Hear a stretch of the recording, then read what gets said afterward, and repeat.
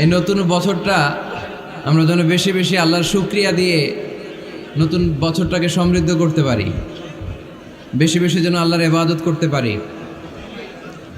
নতুন বছরে আমরা শপথ নেই, আমরা যেন অন্তরে হিংসা লালন না করি, বিদ্বেষ লালন না করি, আমরা নিজেরা যেন কাদা ছোড়াছুরি না করি, আমরা যেন মিলেমিশে একসাথে একাকার হয়ে যাই। আল্লাহ তুমি কবুল করো, আমরা পড়ি আমিন। 60টা জিনিস মানুষ মরে যাওয়ার পরে তার কবরে পৌঁছতে থাকে। ইন্না মিম্মা ইয়ালহাকুল মুমিন মিন হাসানাতিহি বা'দা মাউতিহি, মানুষ মরে যাওয়ার পরেও যে 60টা জিনিস তার কবরে পৌঁছায় তার মধ্যে একটা হচ্ছে মসজিদান বানাহু, সে যে মসজিদ বানিয়ে গিয়েছে ওই মসজিদের সওয়াব। সুবহানাল্লাহ পড়েন। আপনি টাকা দিয়ে মসজিদ বানিয়ে দিলেন, ওই মসজিদে মুসল্লিরা নামাজ পড়ে, রোজাদাররা এসে ওখানে ইফতার খায়, তাহাজ্জুদ আদায়কারীরা তাহাজ্জুদ পড়ে, তাদের সওয়াবের কমতি হবে না, কিন্তু তাদের সওয়াবের একটা পার্সেন্টেজ সওয়াব যে ব্যক্তি মসজিদ বানালো তার আমল নামে আল্লাহ ঢুকিয়ে দেয়। সুবহানাল্লাহ বলতে পারলেন না? হে নামাজি আমার ঘরে নামাজ পড়ো আজ, দিল মে তোমার চরণ তলে হৃদয় যায় নামাজ। হে নামাজি আমার ঘরে নামাজ পড়ো আজ, দিল মে তোমার চরণ তলে হৃদয় যায় নামাজ। পড়েন আল্লাহু আকবার। কি সুন্দর লিখেছেন কাজী নজরুল ইসলাম। কাজী নজরুল ইসলাম খুব সুন্দর করে বলেছেন, মসজিদেরই পাশে আমায় কবর দিও ভাই, ঠিক কিনা? মসজিদেরই পাশে আমায় কবর দিও ভাই, যেন গোরে হতে মুয়াজ্জিনের আযান শুনতে পাই। আমার গোরের পাশে দিয়ে ভাই নামাজিরা যাবে, পবিত্র সেই পায়ের ধ্বনি এ বান্দা শুনতে পাবে। গোরা যাব হতে গুনাহগার পাইবে রেহাই, মসজিদেরই পাশে আমায় কবর দিও ভাই। কত মানুষ নামাজি ভাই মসজিদাঙ্গিহীনাতে, আল্লাহর নামের জিকির করে লুকিয়ে গভীর রাতে। আমি তাদের সাথে ওই আল্লাহর নাম জপতে চাই, আল্লাহর নাম জপতে চাই। পড়েন সবাই, মসজিদেরই পাশে আমায় কবর দিও ভাই, যেন গোরে হতেও মুয়াজ্জিনের আযান শুনতে পাই। চিল্লায় পড়তে হবে আমিন। কি দরদ ছিল আমাদের জাতীয় কবি কাজী নজরুল ইসলামের, মসজিদের পাশে আল্লাহ তুমি আমার কবর দিও। আল্লাহ এই দোয়াটা কবুল করে নিয়েছে, ঠিক কিনা? ওনার কবরের পাশে মসজিদ আছে না নাই? আছে। এজন্য মসজিদের সাথে সম্পর্ক জুড়ে দেওয়া এটা ইমানদারের আলামত, আর মসজিদকে ঘৃণা করা এটা মুনাফিকের আলামত। এজন্য আমরা যেন আমাদের হৃদয়টাকে মসজিদের সাথে জুড়ে দেই, মসজিদের সাথে যেন সুসম্পর্ক থাকে। মসজিদ সবার, মসজিদ নিয়ে দলাদলি নাই। দলাদলি আছে অনেক জায়গায়, হানাফি মসজিদ, আহলে হাদিস মসজিদ এরকম আমরা দেখি বা শুনি, এটা ঠিক না। হানাফি মসজিদ বলে কোনো কথা নাই, আহলে হাদিস মসজিদ বলে কোনো কথা নাই। মসজিদ সবার। ছোট্টখাট্ট বিষয় নিয়ে মসজিদে মারামারি, একজন হাত তোলে আরেকজন তোলে না, কিলাকিলি আছে না নাই? একজন বলে জোরে আমিন, আরেকজন আস্তে আমিন, মারামারি আছে না নাই? এগুলো কি মারামারি করার কোনো বিষয়? কথা বলেন। সালাতে ফরজ আছে, ওয়াজিব আছে, সুন্নাহ আছে। খেয়াল করে বুঝবেন, ফরজ যদি নষ্ট হয় সালাত ভঙ্গ হয়, you have to repeat your সালাহ। ওয়াজিব নষ্ট হলে সালাত ভঙ্গ হয় না, নতুন করে পড়া লাগে না, সেজদায় শাহু দিলেই সালাত আদায় হয়ে যায়। আর সুন্নাহ নষ্ট হলে নামাজ নষ্টও হয় না, নতুন করে পড়াও লাগে না, সৌ সেজদাও লাগে না, নামাজ আদায় হয়ে যায় সুন্নাহ নষ্ট হলে। এই যে হাত তোলা না তোলা এটা সুন্নাহ, আমিন জোরে বলা না বলা এটা কি সুন্নাহ। যেটা কোনো কারণে কেউ না করলেও তার নামাজ কবুল করে নিবে কে? আর এই সব সুন্নত লই আমগো দেশে গিলাগিলি। মৌলভীবাজারে মাশাআল্লাহ এগুলা নাই, এখানেও আছে। এগুলার অবসান ঘটুক, আমরা চাই কি চাই না? আর কত এই ছোটখাটো বিষয় নিয়ে আমরা এই বিভেদের প্রাচীর আর দেয়ালকে উঁচু করব আমাদের মাঝখানে? কবে আমরা ঐক্যের সিন্ডিকেট করব? কবে? আর কবে সাদা মনের মানুষ হব? কবে? আর কত? অনেক হয়েছে, আর না, এবার থামেন। বিভেদের প্রাচীরকে ভেঙে চুড়িয়ে দেন। ঐক্যের এমন সিন্ডিকেট গড়তে হবে যাতে কোনো অপশক্তি এই ঐক্যকে ভাঙতে না পারে, বানচাল করতে না পারে। চিল্লায় বলেন ঠিক কিনা? এজন্য মিউচুয়াল রেসপেক্টের দরকার, পারস্পরিক শ্রদ্ধাবোধ সব ক্ষেত্রে, রাজনীতিতে, সামাজিক অ্যাক্টিভিটিসে আমাদের আলেম ওলামাদের মধ্যে পারস্পরিক শ্রদ্ধাবোধের দরকার, মিউচুয়াল রেসপেক্ট। কেউ কাউরে রেসপেক্ট করে না, আমি যেটা বুঝছি এটাই সব, বাকি সব হারাম, এরকম বলে না অনেকে? এরকম যেন না করি। তাহলে মসজিদ সবার, মসজিদ আল্লাহর হাবিব সাল্লাল্লাহু আলাইহি ওয়াসাল্লাম খ্রিস্টানদেরকে মসজিদে ঢুকতে দিয়েছেন, আর আমরা মুসলমান ভাইয়ের জন্য মসজিদে তালা ঝুলাই দেই, আছে না নাই? আল্লাহর হাবিব সাল্লাল্লাহু আলাইহি ওয়াসাল্লাম কোথাও গেলেই প্রথমে মসজিদ বানাতেন। কি বানাতেন? মসজিদ বানাতেন। মক্কা থেকে হিজরত করে মদিনায় আসলেন, কোবায় থাকলেন কয়েক সপ্তাহ। কোবা পল্লীতে তিনি মসজিদ বানালেন, মসজিদ কোবা। ওখানে প্রতি শনিবার কেউ যদি অজু করে ওখানে যে 2 রাকাত নামাজ পড়ে, একটা কবুল উমরার সওয়াব আল্লাহ তাআলা তার আমলনামায় দিয়ে দেয়। মসজিদে কোবা বানালেন। তারপরে মদিনায় এসে মসজিদে নববী বানালেন আল্লাহর হাবিব সাল্লাল্লাহু আলাইহি ওয়াসাল্লাম, মসজিদে নববী। এটা ছিল আল্লাহ রাসূল সাল্লাল্লাহু আলাইহি ওয়াসাল্লামের বৈশিষ্ট্য। কোথাও গেলেই তিনি মসজিদ বানাতেন, মসজিদে নববী। হায় রে, এখন তো কত সুন্দর মসজিদ আমরা দেখি, আমরা যে সালাত পড়ি। আল্লাহর হাবিব সাল্লাল্লাহু আলাইহি সাল্লামের সময় মসজিদে নববী কি এরকম ছিল? কথা বলেন। ফ্লোর ছিল বালুর ফ্লোর। কিসের ফ্লোর? আমাদের মসজিদের ফ্লোর কিসের? টাইলস। আর আল্লাহ রাসূল সাল্লাল্লাহু আলাইহি ওয়াসাল্লামের মসজিদে নববীর ফ্লোর কিসের? কথা বলে না তো, আওয়াজ করে উত্তর দেন না কেন? কষ্ট হচ্ছে? দুপুরে খাইছেন না সবাই? কেন খান নাই কেন? রোজা রাখছিলেন? হ্যাঁ, ফজর বাদে আইছি। আচ্ছা ঠিক আছে, ঠিক আছে। আচ্ছা আচ্ছা, সাউন্ড নাই, কথা শোনা যায় না? তো এটা শুনলা কেমনে? জিজ্ঞেস করলাম কথা শোনা যায় না, কয় না। তো এটা শুনলা কি করে? মানে অল্প শোনা যায়, তাই তো? একটু পরে আমার বিদায় ঘন্টা বাজবে, আমি চলে যাব। এই তোমরা ডিস্টার্ব করতে করতে আমার সময় শেষ। তোমরা ডিস্টার্ব করলে তোমাদের লস। আমি আমার টাইমের 1 মিনিটে বেশি যেতে পারবো না, কারণ এখানে আসরের সালাতের আজান শুরু হয়ে যাবে, এরপরে কোনো কথা নেই। আর বক্তব্য লম্বা করা এটা বেদাত। এই বেদাতকে আমি সুন্নাতের মধ্যে আনতে চাচ্ছি। একটা সময়ে একেবারে কমায় নিয়ে আসবো। এত প্রোগ্রামও আমি করতে চাই না। আমি ঘোষণা দিয়েছি আগামী বছরে সারা বাংলাদেশে আমার প্রোগ্রাম হবে 50টা। কয়টা? 50টা। এরপরের বছর 30টা, এরপরের বছর 20টা। বিভাগীয় প্রোগ্রাম করলেই চলবে আমার। এক এক বিভাগে যে 2 দিন 3 দিন খালাস। এত দরকার নেই, এত লম্বা চূড়ার বক্তব্যের দরকার নেই। আধা ঘন্টা চুপ করে শুনেন, কয়েকটা মেসেজ ড্রপ করি, take it with you to your home, then practise and apply in the society. নিয়ে যান, আমল করেন, সমাজে কাজে লাগান। সমাজটা আলোকিত করে দিবে কে? খুতাবুকুম তাবিলা সালাওয়াতুকুম কাসীরা। আল্লাহর হাবিব সাল্লাল্লাহু আলাইহি ওয়াসাল্লাম বললেন, কিয়ামতের একটা আলামত, কিয়ামতের আগে তোমাদের বক্তব্য হয়ে যাবে লম্বা, সালাত হয়ে যাবে খাটো। সালাতের পরে তাসবিহ পড়তে চায় না লোকজন, ব্যস্ত, মহাব্যস্ত, সুপার বিজি। কোত্থেকে আসলে এই ব্যস্ততা? আপনি রবের সাথে মুনাজাত, না যাই ইউনাজি মুনাজাত, আপনার রবের সাথে একাকী নীরবে কথা বলতে মনে চায় না আপনার? তা তো তাড়াহুড়ো কিসের? ধীর স্থির হন, একটু স্থির হন, একটু মনোদৈহিক প্রশান্তি অর্জনের চেষ্টা করেন। সব সময় ব্যস্ত, ধাক্কাধাক্কি, উচ্ছৃঙ্খলা, এগুলো আমাদেরকে শেষ করে দিয়েছে। এজন্য লম্বা চোরা বক্তব্য ঠিক না। বক্তব্য শুনতে আমাদের ভালো লাগে, আমল করতে ভালো লাগে না। বক্তব্যটা শেষেই সিগারেট ধরায়, আছে না নাই? মাহফিল শেষেই বিড়ি ধরায়, কয় চমৎকার ওয়াজ করছে হুজুরে। ওয়াজটা সেরকম হয়েছে, অনেক কণ্ঠ সুন্দর হুজুরের। এতদিন ইউটিউবে দেখছি, আজকে সরাসরি দেখাইছি, আছে না নাই? তো কি লাভ হয়েছে? লাভটা হয়েছে কি? এই যে মাহফিল শেষে বিড়িটা ধরাইলেন আর গেলেন, কোনো লাভ হয় নাই। এগুলো থেকে বেরিয়ে আসতে হবে। বছরের পর বছর আমাদেরকে শেখানো হয়েছে একভাবে, কেউ এই পরিবর্তনের আওয়াজ তোলে নাই। আওয়াজ আপনাকে তুলতে হবে। আওয়াজ তোলার জন্য এত মানুষ লাগে না, আপনি একাই যথেষ্ট।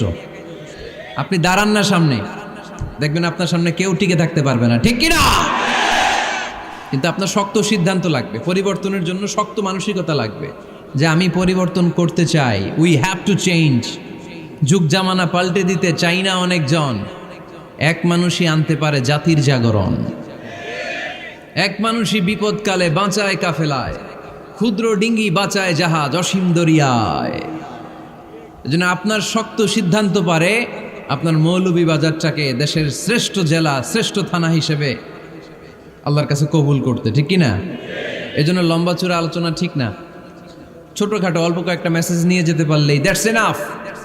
One of the minor sign before the day of judgment, your Islamic lectures will be very longer and your salah 5 times a day will be shorter. কিয়ামতের আগে বক্তব্য লম্বা, নামাজ খাটো, তাসবিহ পড়ে না, ব্যস্ত, মহাব্যস্ত। এই মহাব্যস্ততা ছাড়েন, কোরআন সুন্নাহর দিকে ফিরে আসেন। বরকত দিবে কে? বিশ্বনবীর মসজিদে নববীর ফ্লোর বালুর ফ্লোর ছিল, আমাদের ফ্লোর টাইলস। আল্লাহর হাবিব সাল্লাল্লাহু আলাইহি ইসলামের মসজিদে বালি নিচে, এই বালিতে নামাজ পড়তেন। বৃষ্টি হলে কাদামাটি হয়ে যেত, কাদামাটিতেই সেজদা করতেন। সেজদা করলে কাদার মাটি আল্লাহর হাবিব সাল্লাল্লাহু আলাইহি ইসলামের নাকে আর কপালে লেগে যেত। তিনি সালাম ফিরিয়ে সাহাবাদের দিকে মুখ ফিরিয়ে বসলে দেখতেন প্রতিটা সাহাবীর নাকে আর কপালে কাদার মাটি মিশে আছে। তার মানে প্রিয় নবী সাল্লাল্লাহু আলাইহি ইসলামের মসজিদে নববী ছিল কাঁচা, কিন্তু মুসল্লি ছিল পাকা। আমাদের মসজিদগুলা হয়েছে পাকা, কিন্তু মুসল্লি কাঁচা, ঠিক কিনা? ফজরের সালাতে মানুষ নাই। ইমাম সাহেব আছেন কে কে এলাকায়? দেখি ইমাম, মসজিদের ইমাম, মাশাআল্লাহ। আপনাদের এইখানে ওই মসজিদে ফজরের নামাজে কয় কাতার হয়? 5 জন 6 জন? কেনে এত কম? কেনে? হ্যাঁ, আসে না, আসতে চায় না লোকজন। তো এই যে 5-6 জন ফজরের সালাতে, কল্পনা করতে পারেন ফজরের সালাতে এত কম লোক? ফজরের জামাতে লোক যায় না, এটা একটা মহামারী। যেদিন ফজরের জামাতের দৃশ্য আর জুমার নামাজের দৃশ্য একরকম হয়ে যাবে, ওই দিনই বাংলাদেশে ইসলাম কায়েম হয়ে যাবে। এখন স্লোগান তোলে বিপ্লব বিপ্লব, ইসলামী বিপ্লব। আর ফজরের সময় আমি কম্বলের ভিতরে, আছে না নাই? কোনো বিপ্লব হবে না। ফজরের নামাজ জামাতে পড়ুন, সকালটারে বরকতময় করে দিবে কে? আল্লাহর হাবিব সাল্লাল্লাহু আলাইহি ওয়াসাল্লামের মসজিদ ছিল সবার জন্য উন্মুক্ত, এখানে সবাই আসতে পারত। এজন্য মসজিদ হবে সবার। আমরা মসজিদের আবাদকারী হতে চাই। এজন্য রাব্বুল আলামিন বলেন, ইন্নামা ইয়া'মুরু মাসাজিদাল্লাহি মান আমানা বিল্লাহি ওয়াল ইয়াউমিল আখির وأقام الصلاة وآتى الزكاة ولم يخش إلا الله فعسى أولئك أن يكونوا من المهتدين سبحان الله পড়েন। রব্বুল আলামিন বললেন মসজিদের আবাদকারী হবে তারা যারা আল্লাহর প্রতি ঈমান আনে, আখিরাতের প্রতি ঈমান আনে, যারা সালাত কায়েম করে, যারা যাকাত আদায় করে, যারা দুনিয়ার কাউকে ভয় পায় না, ভয় পায় একজনকে, চিল্লায় বলেন তিনি কে? যাদের হৃদয়ে আছে আল্লাহর ভয়, তারা কবু পথ ভুলে যায় না। আল্লাহর প্রেম ছাড়া এই দুনিয়া কারো কাছে কোনো কিছু চায় না, ঠিক কিনা? তাহলে যারা মসজিদের আবাদকারী, এরা ভয় পায় একজনকে, চিল্লায় বলেন তিনি কে? মসজিদের আবাদকারীদের প্রথম গুণ, তারা আল্লাহয় বিশ্বাস করে, তারা আখিরাতে বিশ্বাস করে, তারা সালাত কায়েম করে, তারা যাকাত আদায় করে, তারা আল্লাহ ছাড়া পৃথিবীর কাউরে ভয় পায় না। আল্লাহ বলেন ফাআসা উলাইকা আইয়াকুনু মিনাল মুহতাদিন, আশা করা যায় তারাই হলো হেদায়েতের রাস্তার উপরে আছে, ঠিক কি না? তারাই মসজিদের আবাদকারী, যারা মসজিদে যায়, সালাত আদায় করে। এখন মসজিদের আবাদকারী আপনি হতে চান, আপনি মসজিদে যান না, আপনি আবাদকারী হতে পারবেন? মসজিদের অনেক সভাপতি আছে, মসজিদে যায় না, আছে না নাই? মৌলভীবাজারে এই সমস্যা বোধহয় নাই। মসজিদের সেক্রেটারি মসজিদে যায় না, আছে না নাই? তাহলে হইল, এটা হইল, এটা মেনে নেওয়া যায়? এজন্য সভাপতি সাহেবরা, আপনি কষ্ট করে মসজিদ বানিয়েছেন, মসজিদে যাবেন। সভাপতি সাহেব আপনি মসজিদে যাবেন, সেক্রেটারি সাহেব আপনি মসজিদে যাবেন, তাহলে আপনি সঠিক মসজিদের আবাদকারী হবেন, ঠিক কিনা? আমরা মসজিদের আবাদকারী হতে চাই, ইনশাআল্লাহ পড়েন। উমরানুল মাসাজিদ, মসজিদের আবাদ কি করে করতে হয়? মসজিদ আবাদ করার এক নাম্বার মাধ্যম হচ্ছে মসজিদ নির্মাণ করা। কি করা? নির্মাণ করা। খেয়াল করবেন, আল্লাহর হাবিব সাল্লাল্লাহু আলাইহি ওয়াসাল্লাম বলেছেন, মান বানা মসজিদান মিন মালিহি ফিদ দুনিয়া বানাল্লাহু লাহু বাইতান ফিল জান্নাহ। যে ব্যক্তি নিজের পকেটের টাকা খরচ করে দুনিয়াতে মসজিদ বানায়, আল্লাহ তাআলা তার জন্য জান্নাতে ঘর বানায়। 60টা জিনিস মানুষ মরে যাওয়ার পরে তার কবরে পৌঁছতে থাকে। ইন্না মিম্মা ইয়ালহাকুল মুমিন মিন হাসানাতিহি বা'দা মাউতিহি, মানুষ মরে যাওয়ার পরেও যে 60টা জিনিস তার কবরে পৌঁছায়, তার মধ্যে একটা হচ্ছে মসজিদান বানাহু, সে যে মসজিদ বানিয়ে গিয়েছে ওই মসজিদের সওয়াব। সুবহানাল্লাহ পড়েন। আপনি টাকা দিয়ে মসজিদ বানিয়ে দিলেন, ওই মসজিদে মুসল্লিরা নামাজ পড়ে, রোজাদাররা এসে ওখানে ইফতার খায়, তাহাজ্জুদ আদায়কারীরা তাহাজ্জুদ পড়ে, তাদের সওয়াবের কমতি হবে না, কিন্তু তাদের সওয়াবের একটা পার্সেন্টেজ সওয়াব যে ব্যক্তি মসজিদ বানালো তার আমল নামে আল্লাহ ঢুকিয়ে দেয়। এজন্য বেশি বেশি মসজিদ বানাতে রাজি আছেন তো? তাহলে মসজিদ আবাদ করার প্রথম মাধ্যম হচ্ছে মসজিদ বানানো। 2 নাম্বার মাধ্যম হচ্ছে মসজিদে যেয়ে জামাতে সালাত আদায় করা। জামাতে সালাতুল জামাআ তাফদুলু সালাতাল ফাযযি বি27 দারাজা। ঘরে নামাজ পড়লে একা একা পড়লে যেই সওয়াব, জামাতে পড়লে 27 গুণ বেশি সওয়াব। সুবহানাল্লাহ বলতে পারলেন না? হে নামাজি আমার ঘরে নামাজে পড়ো আজ, দিলে মে তোমার চরণ তলে হৃদয় যায় নামাজ। হে নামাজি আমার ঘরে নামাজে পড়ো আজ, দিলে মে তোমার চরণ তলে হৃদয় যায় নামাজ। পড়েন আল্লাহু আকবার। কি সুন্দর লিখেছেন কাজী নজরুল ইসলাম। মসজিদ কেমন যেন মসজিদ তার নিজের ভাষায় আল্লাহর কাছে কেঁদে কেঁদে ফরিয়াদ জানায়, আল্লাহ নামাজিরা আমার ঘরে আসে না, কি সুন্দর টাইলস, কি সুন্দর মুসল্লা, কি সুন্দর এয়ার কন্ডিশন, সব আছে কিন্তু মুসল্লি নাই, ঠিক কিনা? মসজিদগুলো আল্লাহর কাছে ফরিয়াদ জানায়। এজন্য আমরা যেন মসজিদমুখী হই। কি মুখী? আওয়াজ করে বলতে হবে, কি মুখী? মসজিদমুখী। তাহলে মসজিদ আবাদের 1 নাম্বার পদ্ধতি মসজিদ বানানো। 2 নাম্বার মসজিদে বেশি বেশি যে জামাতে সালাত আদায় করা। 3 নাম্বারে মসজিদের সাথে সম্পর্ক জুড়ে দেওয়া, হৃদয়টা যেন সবসময় মসজিদের সাথে লেগে থাকে। আল্লাহর হাবিব সাল্লাল্লাহু আলাইহি ওয়াসাল্লাম বললেন, সাবআতুন ইউযিল্লুহুমুল্লাহু ফি যিল্লিহি ইয়াউমা লা যিল্লা ইল্লা যিল্লু। 7 শ্রেণীর ব্যক্তিকে আল্লাহ তাআলা কিয়ামতের দিন আরশের নিচে ছায়া দিবে, যেদিন আল্লাহর আরশের ছায়া ছাড়া কোনো ছায়া পৃথিবীতে থাকবে না। সেই দিনটা কি এই দিনের মতো? কিয়ামতের দিনটা আজকের এই দিনের মতো হবে? 50,000 বছর হবে। এটা লেন্থ, এটা ডিউরেশন।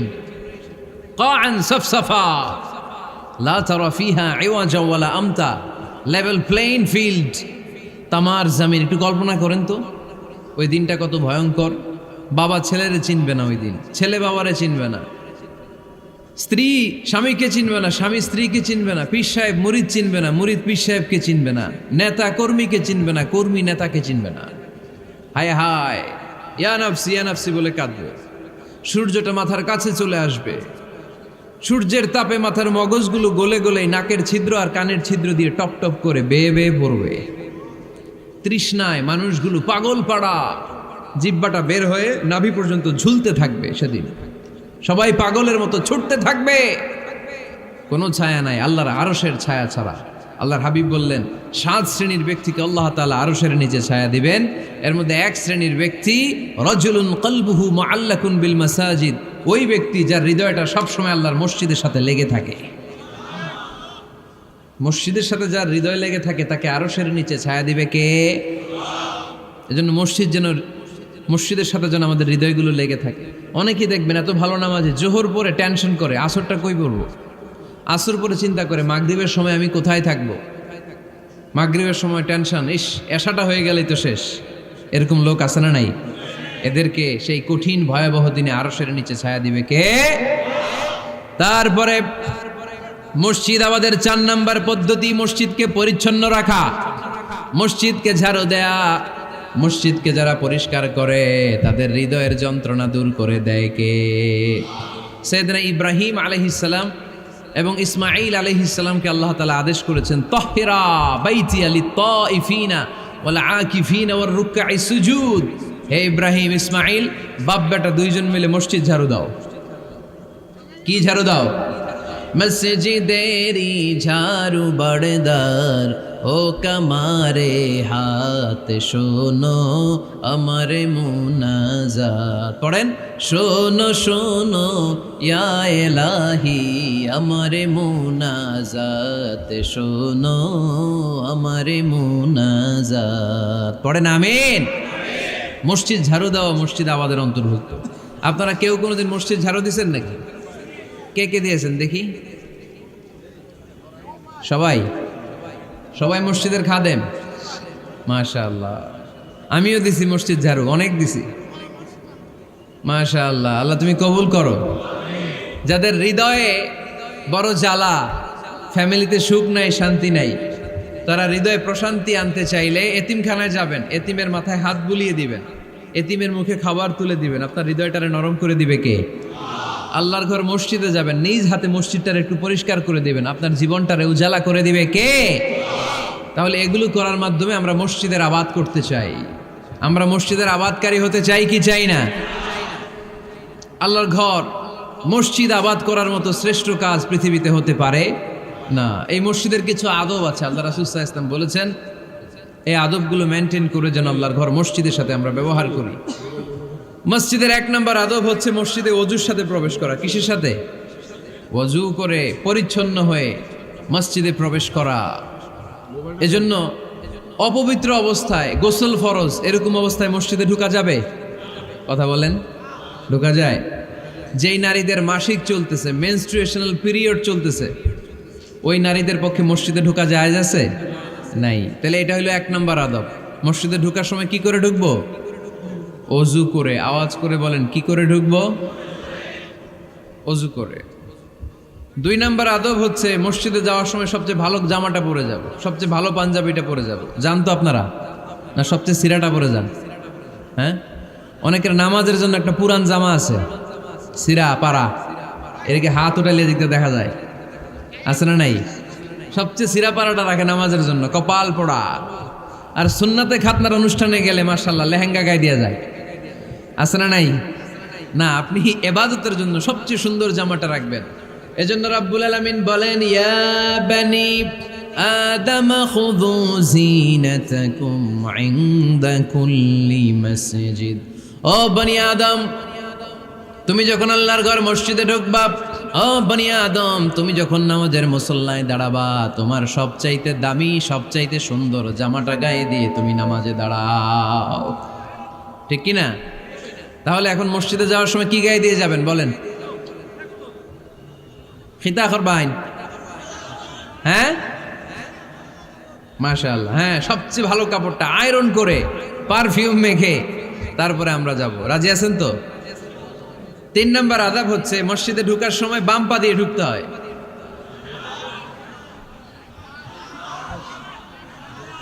কোন পা? আরো জোরে। এদেরকে গুতা মারা লাগে, নাইলে আওয়াজ বাড়ে না। এরকম ভলিউম টাইট করতে হয়, ভলিউম হাই করলে আর পরে বাড়ে, এমনি বলতে চায় না। আর ঘটনা কি? হ্যাঁ, খায় নাই। বদরের যুদ্ধ হয়েছিল রমাদানে, কোনো সাহাবী খায় নাই, না খাইয়া একেবারে সাইজ করে দিছে কাফেরদেরকে। আমরা না খেলেও আমাদের হৃদয়ে ইমানি শক্তি আছে না নেই? এই তো বোঝা যাচ্ছে ইমানি শক্তি আছে। এতক্ষণ আছিল কই?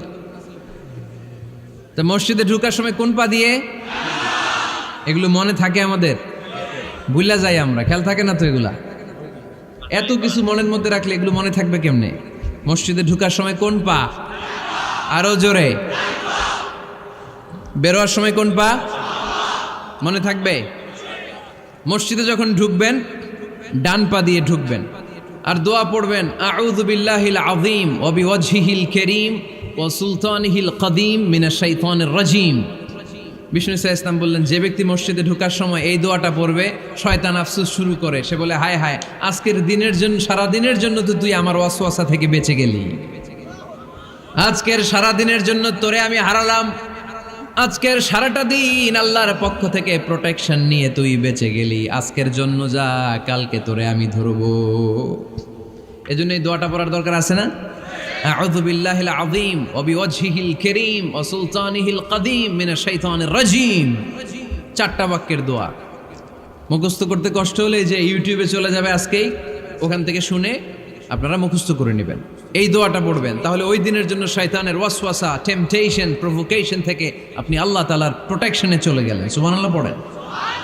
তারপর আল্লাহর হাবিব বললেন, ঢুকার আগে আমারে সালাম দাও। পড়বেন, আসসালামু আলাইকা আইয়ুহান নাবিয়্যু ওয়া রাহমাতুল্লাহি ওয়া বারাকাত। এই 2টা জিনিস যখন করে ফেললেন, তখন ডান পা দিয়ে পড়বেন, আল্লাহুম্মা আফতাহ লি আবওয়াবা রাহমাতিক। সুবহানাল্লাহ পড়েন। আল্লাহুম্মা আফতাহ লি, ও আল্লাহ আমার জন্য তুমি খুলে দাও আবওয়াবা রাহমাতিক, তোমার রহমতের দরজা। তার মানে মসজিদে ঢুকলে রহমত পাওয়া যায় কি যায় না? মসজিদে ঢুকলে পাওয়া যায় রহমত। মসজিদের বাইরে রহমতের কথা আল্লাহ বলে নাই, মসজিদের ভিতরে রহমত। কোথায় রহমত? কোথায়? মসজিদের ভিতরে রহমত আছে না? তার প্রমাণ, মসজিদে ঢুকলেই শান্তি লাগে কেমন জানি, আর ঘুমে ধরে। মসজিদে ঘুমাইছেন কারা কারা দেখি? সবাই ঘুমাইছেন? আরে আমি কত ঘুমাইছি। জুমার নামাজের সময় যে কি ঘুম আসে, আসে আসে কমন পড়ছে, একেবারে কমন পড়ে গেছে। ঘুম আসে কারণ রহমতের ঝিরি ঝিরি বাড়িধারা আল্লাহ তাআলা আরশের উপর থেকে নাজিল করতে থাকে, আর এই রহমতের কারণে হৃদয়টা প্রশান্ত হয়ে যায়, অনেকের ঘুমও চলে আসে, ঠিক কি না? এজন্য আল্লাহুম্মা আফতাহ লি আবওয়াবা রাহমাতিক, ও আল্লাহ তোমার রহমতের দরজাগুলো আমার জন্য খুলে দাও। এই দোয়া পড়লে রহমতের দরজা খুলে দেয় কে? আবার মসজিদ থেকে যখন বের হবেন তখন কোন পা দিয়ে? জোরে বলেন। বাম পা দিয়ে কি পড়বেন? আল্লাহুম্মা ইন্নী আসআলুকা মিন ফাদলিক, ও আল্লাহ তোমার কাছে আমি তোমার পক্ষ থেকে ফদল চাই, মানে রিজিক চাই। রিজিক দেওয়ার মালিক কে? তার মানে খুব সোজা সাপটা কথা হচ্ছে, মসজিদের ভিতরে পাওয়া যায় রহমত, আর বাইরে পাওয়া যায় ফদল বা রিজিক। বাইরে পাওয়া যায় কি? রিজিক। মসজিদের ভিতরে রিজিক আছে। তার মানে সারাদিন মসজিদে বসে থাকলে রিজিক মিলবে? নামাজের সময় নামাজ পড়তে হবে, কাজের সময় কাজ করতে হবে, এটাই হচ্ছে ইসলামের বিধান। নামাজের সময় নামাজ, কাজের সময়। আমি প্রশ্ন করবো, আওয়াজ করে উত্তর দেন। নামাজের সময়, কাজের সময়, নামাজের সময়, কাজের সময়, এটা মনে থাকবে।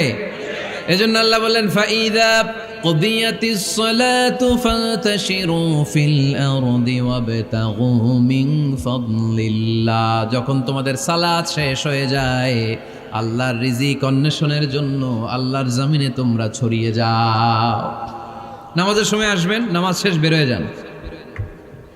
ফান্তাশিরু ফিল আরদ, জমিনে ছড়িয়ে পড়ো। নামাজ শেষ, চেয়ারম্যান সাহেব চলে যাবে ইউনিয়ন পরিষদের ভেতরে, ছাত্ররা চলে যাবে হাই স্কুলে, মেম্বার অফ দ্য পার্লামেন্ট চলে যাবে সংসদে, সেনাবাহিনীর লোকেরা চলে যাবে ক্যান্টনমেন্টে, ব্যবসায়ীরা চলে যাবে তাদের বাজারে, সিএনজি ওয়ালারা সিএনজি নিয়ে ব্যবসা শুরু করবে, রাস্তায় নেমে যাবে, চিল্লায় বলেন ঠিক কিনা? এটাই ইসলামের বিধান।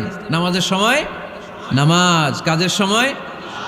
আচ্ছা, তাহলে প্রথম সুন্নাত পেলাম, পবিত্র হয়ে ঢুকবো, ভালো জামা পরে ঢুকবো 2 নাম্বার। 3 নাম্বার, ঢুকার সময় কোন পা? বের হওয়ার সময়। 4 নাম্বার, মসজিদে ঢুকেই 2 রাকাত। মসজিদে ঢুকে কয় রাকাত পড়েন আপনারা? তাহিয়াতুল মসজিদ, মসজিদে আপনি ওয়েলকাম জানাবেন, ঢুকেই 2 রাকাত পড়বেন, ওযু করলেই 2 রাকাত। আল্লাহর হাবিব সাল্লাল্লাহু আলাইহি ওয়াসাল্লাম মসজিদে নববীতে জুমার খুতবা দিচ্ছেন। খুতবা চলাকালীন সময়ে এক সাহাবী এসে মসজিদের মধ্যে বসে পড়লেন। আল্লাহর হাবিব সাল্লাল্লাহু আলাইহি ওয়াসাল্লাম সাহাবীরে বললেন দাঁড়াও। সাহাবী দাঁড়ালেন। আল্লাহর নবী জিজ্ঞেস করলেন, কেন বসে বললা? 2 রাকাত পড়ছো নাকি? সাহাবী বলে, পড়ি নাই। বিশ্বনবী বললেন, তাহলে তাড়াতাড়ি 2 রাকাত নামাজ পড়ে বসে যাও। সুবহানাল্লাহ পড়ে। 2 রাকাত পড়ো নাই তো পড়ো, দাঁড়াও, তারপরে বসো। দেখেন, খুতবা চলাকালীন সময়ে আমাদের খতিবরা কখনো খুতবা থামায়? কথা বুঝেন নাই? জুমার খুতবা আপনারা শুনেন না? খুতবা চলতেছে, ওই মুহূর্তে ইমাম সাহেবরা কখনো খুতবা থামায়? মাঝখানে কোনো ঝামেলা হলে থামায় না। প্রথম খুতবা শেষ, বসে, তারপরে দ্বিতীয় খুতবা। খুতবার মাঝখানে কোনো থামাথামি নাই। কিন্তু আল্লাহর হাবিব সাল্লাল্লাহু আলাইহি সাল্লাম কেমন খতিব ছিলেন দেখেন। আল্লাহর হাবিব সাল্লাল্লাহু আলাইহি সাল্লামের খুতবা দেওয়ার স্টাইল অ্যান্ড অ্যাটিটিউড এবং আমাদের খুতবা দেওয়ার স্টাইল অ্যান্ড অ্যাটিটিউড আল্লাহ রাসূল সাল্লাল্লাহু আলাইহি ইসলামেরটা কত প্রাণবন্ত ছিল। আল্লাহ রাসূল সাল্লাল্লাহু আলাইহি ইসলাম সোসাইটি ওরিয়েন্টেড একজন পার্সোনালিটি ছিলেন, সমাজের মানুষ কেন্দ্রিক, খুব সামাজিক ছিলেন আল্লাহ রাসূল সাল্লাল্লাহু আলাইহি ইসলাম। তিনি দেখলেন একজন বসে পড়ছে, উনি খুতবা থামায় দিলেন, জুমার খুতবা থামায় বললেন, এই নামাজ পড়ছো? না, পড়ো, 2 রাকাত পড়ো। আবার খুতবা শুরু করলেন। সুবহানাল্লাহ পড়বেন না? একবার তিনি খুতবা দিচ্ছেন, দেখলেন আল্লাহ রাসূল সাল্লাল্লাহু আলাইহি ইসলামের 2 জন নাতি হাসান আর হুসাইন রাদিয়াল্লাহু তাআলা আনহুমা, ছোট্ট মানুষ, কাতারের ভিতরে ঢুকে কোন সাহাবী টুপি টান দেয়, কারো পাগড়ি ধরে টান দেয়, একজন এদিকে দৌড় দেয়, আরেকজন ওদিকে দৌড় দেয়। মসজিদে একটা ডিস্টার্ব হচ্ছে। আল্লাহর হাবিব সাল্লাল্লাহু আলাইহি ইসলাম খুতবা থামিয়ে দিলেন, মিম্বার থেকে নেমে আসলেন, 2 নাতিকে 2 হাতে ধরলেন, ধরে আস্তে করে জান্নাতের এই 2 সর্দারকে নিয়ে মিম্বারের উপরে দাঁড়ালেন। এই হাতে এই নাতি, ওই হাতে আরেক নাতি। এরপর দাঁড়িয়ে দাঁড়িয়ে তিনি বাকি খুতবা দিলেন। পড়েন সুবহানাল্লাহ। কত প্রাণবন্ত খুতবা। উনিও খুতবা দিতেন, আমরাও খুতবা দেই। আল্লাহর হাবিব সাল্লাল্লাহু আলাইহি ওয়াসাল্লাম খুতবা দিচ্ছেন, এক সাহাবী এসে বলল, ইয়া রাসূলুল্লাহ, মদিনায় দুর্ভিক্ষ, বৃষ্টি নাই, আপনি বৃষ্টির দোয়া করেন। রাসূল সাল্লাল্লাহু আলাইহি ওয়াসাল্লাম খুতবা থামায় দিলেন, থামায় দিয়ে দোয়া শুরু করলেন, আল্লাহুম্মা আসকিনা গাইসান মুগীসান মারিআন মুরিআন নাফিআন গায়রা দার আজিলান গায়রা আজল। আল্লাহ, উপকারে বৃষ্টি দেন, যে বৃষ্টিতে আমাদের ফসল জন্মাবে, সবুজ ঘাস লতা পাতা জন্মাবে, আমাদের গবাদি পশুর রিজিক বাড়বে, এরকম উপকারী বৃষ্টি আমাদেরকে দিয়ে মদিনাটারে ধন্য করে দেন। বৃষ্টি শুরু হলো, জুমাবার বৃষ্টি, শনি রবি সোম মঙ্গল বুধ বৃহস্পতি শুক্র, টানা 7 দিন বৃষ্টি। এবার বৃষ্টির চোটে মদিনায় বন্যা হয়ে গেছে। এতদিনে দুর্ভিক্ষ, এতদিনে কি? এখন বৃষ্টির বরকতের দোয়া করছে, বৃষ্টিতে এবার বন্যা। যেই সাহাবী বৃষ্টির জন্য দোয়া করতে বলেছিলেন, পরের জুমাবারের খুতবার সময় এসে ওই সাহাবী বলেন, ইয়া রাসূলুল্লাহ, আবার খুতবার মাঝখানে, ইয়া রাসূলুল্লাহ, আর বৃষ্টির দরকার নাই, আর দরকার নেই, এবার বৃষ্টি বন্ধের দোয়া করেন। আল্লাহর হাবিব সাল্লাল্লাহু আলাইহি ওয়াসাল্লাম খুতবা থামিয়ে আবার বন্ধের দোয়া, আল্লাহুম্মা হাওয়ালাইনা ওয়ালা আলাইনা, হে আল্লাহ আমাদের চারিদিকে দেন, মদিনাতে আর বৃষ্টির দরকার নাই। চিল্লায় পড়েন সুবহানাল্লাহ। এজন্য খতিব হবে এরকম প্রাণবন্ত খতিব। সমাজে কি চলে, কি ক্রাইসিস, কি সংকট, ইয়াংরা কোন সমস্যায় ভোগে, আমাদের রাজনৈতিক অঙ্গনে কি সমস্যা, আমাদের অর্থনৈতিক অঙ্গনে কি সমস্যা, আমাদের সামাজিক অঙ্গনে কি সমস্যা, আমাদের পরিবারগুলোর ভেতরে কি ঝামেলা, প্রত্যেকটা কথা মসজিদের মিম্বার থেকে আসার দরকার আছে না নাই? আল্লাহর হাবিব সাল্লাল্লাহু আলাইহি ওয়াসাল্লাম এভাবেই সমাজকে ঠিক করে দিতেন। 2 রাকাত মসজিদে ঢুকে আজকে থেকে আমরা পড়ব। মসজিদে ঢুকলেই কয় রাকাত মনে থাকবে না ভুলে যাবেন? তারপরে আল্লাহর হাবিব সাল্লাল্লাহু আলাইহি ওয়াসাল্লাম বলেছেন, খবরদার কবরের উপর মসজিদ বানিও না। কবরস্থান একদিকে, মসজিদ আর একদিকে। কিন্তু বাংলাদেশে মসজিদের সাথে কবর মিলানো আছে না নাই? ছোট্ট একটা মসজিদ, কিন্তু এত বড় বাবার কবর আছে না নাই? এগুলো করবেন না আপনি। আগে হবে মসজিদ, পরে কবরস্থান। যেমন মসজিদে নববী হয়েছে আগে, তারপরে বিশ্বনবীর কবর এখানে আছে না নাই? মসজিদে নববী প্রতিষ্ঠিত হয়েছে আগে, পরে বাকি কবরস্থান আছে না নাই?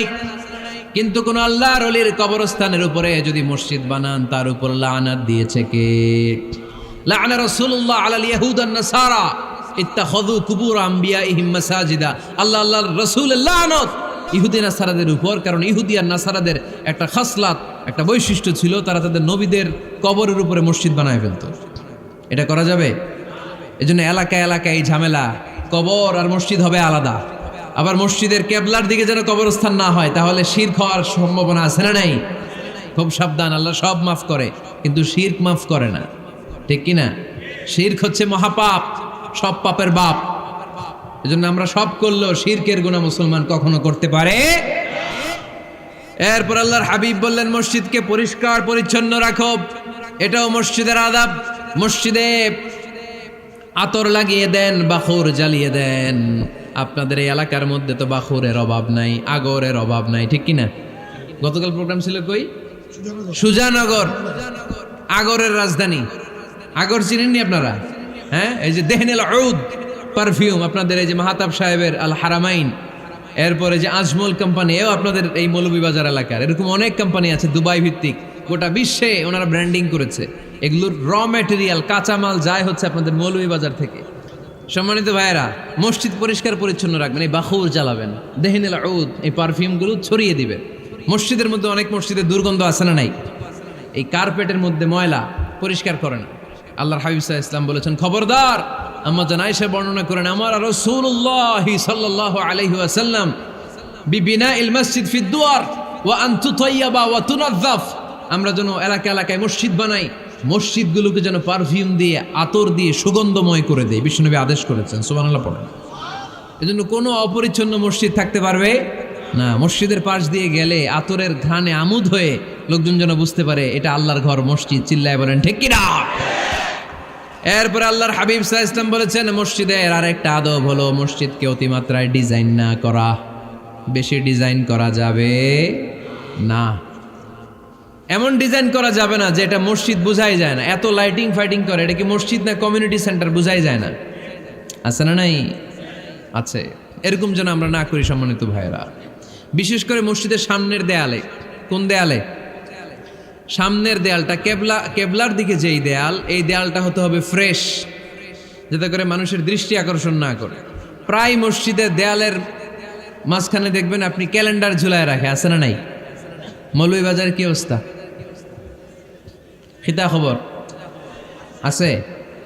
তো এই যে ক্যালেন্ডার ঝুলায় রাখে, ওইখানে দেখবেন বিভিন্ন মসজিদের ছবি, এতিমখানার ছবি, মানুষের ছবি। তো মানুষ নামাজও পড়ে, আবার ওগুলোও তাকায়, আছে না নাই? প্রথম কাতারে পরে ওইখানে কি লেখা এগুলো পরে, তার ডিস্টার্ব হচ্ছে না? এই মুসল্লির দৃষ্টি যাতে অন্যদিকে না যায়, এটা খেয়াল রাখতে হবে। যদি পারা যায় মসজিদের সামনে কোনো ঘড়ি টড়ি চলবে না। ঘড়ি মসজিদের পেছনের দেয়ালে, সময়সূচি পেছনের দেয়ালে, সব পেছনে। সময় কয়টা বাজে ওটা ইমাম দেখলেই চলবে, ইমাম এভাবে দেখে নিবে, আপনারাও দেখে নেবেন। কিন্তু সামনের দেয়ালটা যত সিম্পল করা যায়। আল্লাহর হাবিব সাল্লাল্লাহু আলাইহি ওয়াসাল্লাম নামাজ পড়া অবস্থায় সামনে এমন কিছু রাখতেন না যেটার দ্বারা আল্লাহর হাবিব সাল্লাল্লাহু আলাইহি ওয়াসাল্লামের সালাতে মনোযোগ অন্যদিকে চলে যায়। আমরা যখন সালাত পড়ি, যদি অন্যদিকে তাকাই, ফেরেশতার মাধ্যমে আল্লাহ একটা ডাক দেয়, বলে আকবিল, এই বান্দা ফিরে আয়, তোর নজর থাকা দরকার সিজদার জায়গায়, ফিরে আয়। আপনি আবার যখন অন্যদিকে তাকান, আল্লাহ বলে ফিরে আয়, সিজদার দিকে তাকা। আপনি আবার যখন ঘড়ির দিকে তাকান, আল্লাহ বলে আকবিল, ফিরে আয়, সিজদার দিকে তাকা। আপনি যখন আবার অন্যদিকে তাকান, তখন আল্লাহ বলে লা হাজাতা লি ইলা সালাতিক, তোর এই নামাজের দরকার আমার নাই। নাউজুবিল্লাহ পড়বেন না? তোর এই নামাজের দরকার আমার নাই। অজু করে কষ্ট করে যাকে খুশি করার জন্য আপনি সালাতে দাঁড়ালেন, উনি যদি বলে এই নামাজের দরকার নেই, তা কার জন্য নামাজ পড়লেন আপনি? কথা কি বুঝতে পেরেছেন? এই জন্য এলাকার গণ্যমান্য ব্যক্তিবর্গ আছে, আমাদের চেয়ারম্যান সাহেব আছে, আরো অন্যান্য বিজনেস ম্যাগনেটরা আছে। আপনারা মসজিদ যখন নির্মাণ করবেন, সামনের দেয়ালটা যত সাদামাটা হতে পারে ততই ভালো। এমনকি জায়নামাজের মধ্যে এখন কাবা ঘরের ছবি আছে না নাই? আছে না? কি মুসলমান আমরা! নিজের কাবারে নিজে লাথি মারি নামাজের আগে, মনের অজান্তে নিজের কাবাকে নিজে লাথি মারছি। এরকম জায়নামাজ ব্যবহার করা নিষেধ। চিল্লায় বলেন ঠিক কিনা? সাদা ফ্রেশ জায়নামাজ বাজারজাত করেন, আপনাদের সিদ্ধান্তই ওনাদের ব্যবসা বয়কট হয়ে যাবে। আপনারা যদি এখন থেকে মসজিদের মিনারা আর কাবা ঘরের যে প্রতিকৃতি বা ছবি, এরকম ছবি সম্বলিত জায়নামাজ কিনা বন্ধ করে দেন, এদের মার্কেট থাকবে? কথা বলেন। কালকে থেকে আমরা জায়নামাজ কেনার সময় ফ্রেশ জায়নামাজ কিনবো। কোনো মসজিদ, কোনো মিনার, আমাদের কাবা ঘরের ছবি সম্বলিত কোনো জায়নামাজ কিনা যাবে? আওয়াজ করে বলেন, যাবে? যাবে না। এগুলো হচ্ছে মসজিদের আদাব। এগুলো রক্ষা করে মসজিদে ঢোকার দরকার আছে না নাই? পৃথিবীতে 3টা মসজিদ সবচাইতে শ্রেষ্ঠ মসজিদ। কয়টা? আওয়াজ করে বলেন না। 1 নাম্বার মসজিদুল হারাম, ফাওয়াল্লু উজুহাকুম শাতরা। যেখানেই তোমরা নামাজ পড়ো না কেন, মসজিদের হারামের দিকে হয়ে নামাজ পড়ো। কেবলা কোন দিকে আজকে? এদিকে, এইদিকে কেবলা। আমি যদি এদিকে হয়ে পড়ি, নামাজ হবে না? হবে না কেন? কারণ কেবলামুখী হয়ে নামাজ পড়া ফরজ। চিল্লায় বলেন ঠিক কিনা? মসজিদুল হারাম পৃথিবীর প্রথম মসজিদ। ওখানে একটা ঘর আছে, ঘরটার নাম হলো কাবা। ইন্না আউওয়ালা বাইতিন উদিআ লিন-নাসি লাল্লাযী বিবাক্কাতা মুবারাকা। এই পৃথিবীর প্রথম ঘর, যেই ঘরটা স্থাপিত হয়েছে বাক্কা শহরে। বাক্কা মক্কার আগের নাম, এখন শহরের নাম মক্কা। আগে নাম ছিল কি? সবাই বলেন, কি নাম ছিল? বাক্কা। এটা পৃথিবীর আদি ঘর। সব নবীদের পরশধন্য পদধূলিতে এই জায়গাটা বরকতময় হয়েছে। এটা এমন ঘর, যেই ঘরের চারদিকে 1 রাকাত নামাজ পড়লে 1 লক্ষ রাকাতের সওয়াব পাওয়া যায়। হজ উমরা করেছেন কে কে দেখি? হজ উমরা করেছেন আপনারা না? মাশাআল্লাহ। আমরা যারা করতে পারি নাই, আল্লাহ তাদেরকেও তৌফিক দাও। আমরা যেন এই কাবা ঘরে যে প্রাণ ভরে সালাত আদায় করতে পারি, আল্লাহ তৌফিক দান করো। আমরা যেন মসজিদে নববীতে যে প্রাণ ভরে সালাত পড়তে পারি, তৌফিক দান করো। আল্লাহর হাবিব সাল্লাল্লাহু আলাইহি ইসলামের কবরের সামনে দাঁড়িয়ে যেন আমরা প্রাণ খুলে মন প্রাণ উজাড় করে বিশ্বনবী সাল্লাল্লাহু আলাইহি ইসলামকে সালাম দিতে পারি। আল্লাহ তৌফিক দান করো। এই কাবা ঘরকে কেন্দ্র করে প্রতিদিন 100টা রহমত নাজিল হয়। আওয়াজ করে বলেন কয়টা? আল্লাহর হাবিব বললেন প্রতিদিন প্রতিনিয়ত 100টা রহমত নাজিল হতেই থাকে। সিত্তুন আলিত তাইফিন, 60টা রহমত তাদের উপর নাজিল হয় যারা কাবা ঘরের চারদিকে তাওয়াফ করে। আরবাঈন আলিল মুসাল্লিন, বাকি 40টা নাজিল হয় যারা কাবা ঘরের পাশে নামাজ পড়ে। ওয়া 20 আলিন নাযিরিনা ইলাল কাবা, বাকি 20টা রহমত প্রতিনিয়ত নাজিল হয় যারা তাওয়াফ করে না, সালাত আদায় করে না, শুধু কাবার গিলাফের দিকে তাকিয়ে থাকে। কাবার দিকে তাকায় থাকলেই সওয়াব। সুবহানাল্লাহ পড়েন।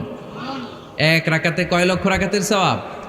এজন্য আল্লাহর হাবিব সাল্লাল্লাহু আলাইহি ওয়াসাল্লাম বলেছেন লা তুশাদ্দুর রিহাল ইল্লা ইলা সালাসাতি মাসাজিদা, স্পেশাল ভার্চু এন্ড রিওয়ার্ড, বিশেষ সওয়াবের নিয়তে পৃথিবীর এই 3টা জায়গা ছাড়া কোথাও নিয়ত করে ভ্রমণ করা জায়েজ নাই। এক হচ্ছে মসজিদুল হারাম, 2 হচ্ছে মসজিদ নববী, 3 হচ্ছে মসজিদুল আকসা। এই 3টা মসজিদ ছাড়া পৃথিবীর কোনো মসজিদে নিয়ত করে সফর করা যাবে না। বিশেষ নিয়তে সফর করা যাবে না যে আমি যদি এই মৌলভীবাজারের জামে মসজিদে যাই বেশি সওয়াব পাওয়া যাবে, এই নিয়তে সফর করা যাবে না। বেশি সওয়াব শুধু এই 3 মসজিদে। মসজিদুল হারামে 1 রাকাতে কত রাকাতের সওয়াব? কথা কয় না, বুঝে নাই বোধহয়। কয় লক্ষ? আর মসজিদে নববীতে 1 রাকাতে 1000 রাকাতের সওয়াব। আরেক বর্ণনায় আছে 50,000, বর্ণনাটা দুর্বল। সহিহ বর্ণনায় এসেছে 1 রাকাতে 1000 রাকাতের সওয়াব। মসজিদুল আকসায় সালাত পড়লে 1 রাকাতে, এক বর্ণনায় এসেছে 250 রাকাতের সওয়াব, আরেক বর্ণনায় এসেছে 500 রাকাতের সওয়াব। এই 3টা মসজিদ ছাড়া যে নামাজ পড়লে বেশি সওয়াব হবে, এই নিয়তে সফর করা যাবে? চিল্লায় বলেন যাবে। তবে মসজিদটা দর্শন করার জন্য যেতে পারবেন। মসজিদটা দেখতে কেমন, এটার ক্যালিওগ্রাফিক্যাল ডিজাইন কেমন, এটার আর্কিটেকচারাল ডিজাইন কেমন, এটার দৃষ্টিনন্দন সৌন্দর্য কেমন, মসজিদটা দেখতে কেমন, দেখতে যেতে পারবেন। কিন্তু বিশেষ সওয়াব রিওয়ার্ড এই 3টা মসজিদ ছাড়া অন্য কোনো মসজিদের জন্য হবে না। এই মসজিদ হচ্ছে আমাদের সামাজিক ঐক্যের কেন্দ্রবিন্দু, এটা হচ্ছে আমাদের কমিউনিটি সেন্টার। আমরা শুধু নামাজের জন্য মসজিদকে ইউজ করি, এছাড়া আরো অনেক ইউসেজ আছে মসজিদের।